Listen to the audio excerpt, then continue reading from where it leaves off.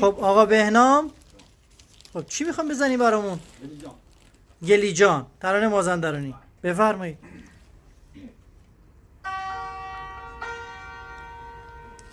شونی چشم سر